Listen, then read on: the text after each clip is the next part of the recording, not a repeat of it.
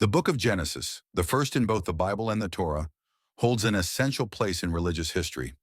Its name comes from the Greek word Genesis, meaning beginnings or origins, which is fitting as the book covers the origins of the universe, life, and humanity. But it goes even further, delving into the foundations of God's relationship with humankind and the birth of the Israelite nation. This sacred text isn't just a historical record. It's a theological exploration of themes that shape the entire Bible: creation, sin, judgment, and redemption. Genesis presents the story of how God created the heavens, the earth, and all life. It shows us the fall of humanity, the consequences of sin, and God's unyielding commitment to his creation. Some of its key stories, such as Adam and Eve in the Garden of Eden, Noah and the Great Flood, and the lives of the patriarchs, Abraham, Isaac, Jacob, and Joseph, are foundational to both Jewish and Christian faiths. These narratives, however, do more than entertain. They explain humanity's purpose, the origins of human suffering, and the hope of redemption. Genesis opens with a magnificent display of power and creativity. God brings order and beauty out of chaos, crafting a world where life can thrive. In the first chapter, we see God's methodical process as he speaks light into existence, separates the waters, and fills the earth with plants, animals, and finally, humanity. This orderly progression contrasts with ancient myths from other cultures, where gods often create through violence or chaos. Genesis highlights a God who creates with intention and care, designing a world that reflects his goodness. At the pinnacle of creation is humanity, referred to as Adam in Hebrew, meaning mankind. Created in God's image, humans are unique among all creatures. This phrase, "in God's image," has sparked centuries of discussion. What does it mean? While interpretations vary, many agree that being made in God's image includes the ability to reason, to make moral choices, and to engage in relationships with each other, with creation, and most importantly, with God. Humanity is entrusted with an incredible responsibility to be stewards of the earth, caring for and cultivating it.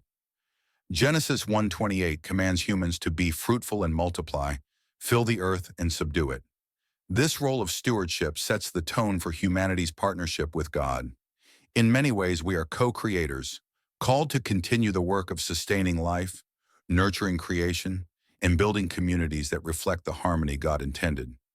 But there's also a critical choice laid before humanity, symbolized by the tree of the knowledge of good and evil. This tree represents a fundamental question: will humanity trust God's wisdom or attempt to define good and evil on their own terms? Choosing the latter would lead to disobedience, estrangement from God, and the eventual loss of the tree of life, which symbolizes eternal life and communion with God. This pivotal moment comes in Genesis 3, when a serpent, later associated with Satan, enters the garden.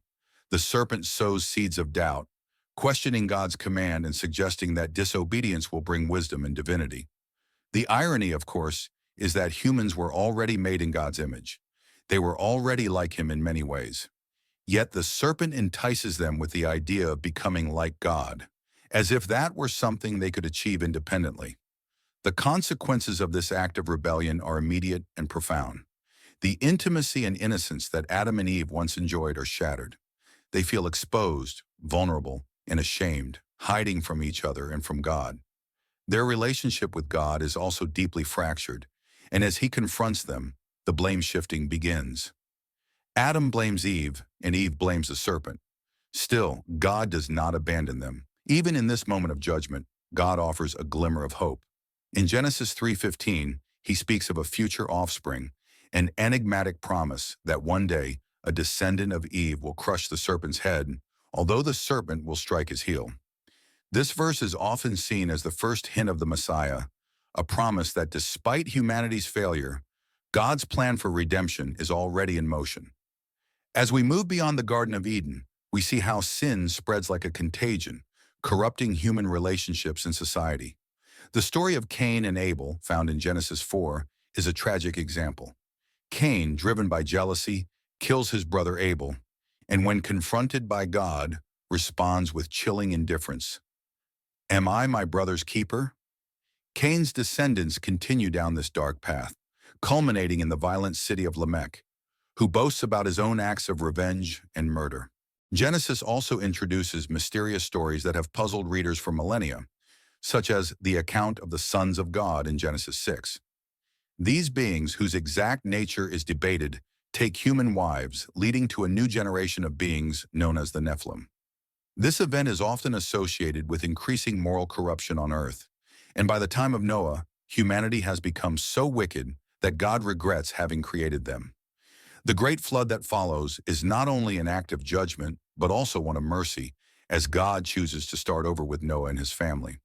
But even after the flood, the cycle of sin continues. Noah, like Adam, is given a fresh start in a cleansed world, yet he too stumbles. After the flood, he plants a vineyard, becomes drunk, and shame follows. It's a sobering reminder that the problem of sin runs deep within human nature. Finally, Genesis 11 brings us to the story of the Tower of Babel. Here, humanity's pride reaches new heights, literally. People come together to build a tower that reaches the heavens, symbolizing their desire to be equal with God and to make a name for themselves. The act of building this tower wasn't just about architecture. It was an attempt to unite humanity under a single, self-sufficient purpose, apart from God.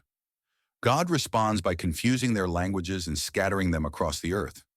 This act of dispersion is both a judgment and a mercy, preventing humans from further escalating their rebellion. It's a reminder that pride and defiance of God's authority never lead to true progress or unity. Yet despite this division, God's plan for humanity is not derailed. In all these stories, creation, the fall, the flood, and the Tower of Babel, one thing remains constant. Humanity struggles to live in God's world the way it was intended. The result is broken relationships, conflict, violence, and death. But Genesis also offers hope. God does not abandon his creation or his people. He promises a future descendant who will ultimately defeat evil, setting the stage for the rest of the biblical narrative, where this promise begins to unfold through the lives of Abraham and his descendants. So as we close the book on these early chapters of Genesis, we are left with a powerful message. Though humanity constantly falls short, God remains faithful. He is committed to his creation and has a plan for its redemption, a plan that continues to unfold throughout the Bible and finds its fulfillment in Jesus Christ. As we conclude this powerful journey through the pages of Genesis, we invite you to stay connected for more faith-filled, spiritual content just like this. If you were blessed by this video, kindly like and subscribe to our channel, and don't forget to turn on notifications so you'll be the first to know when we upload more uplifting and inspiring content.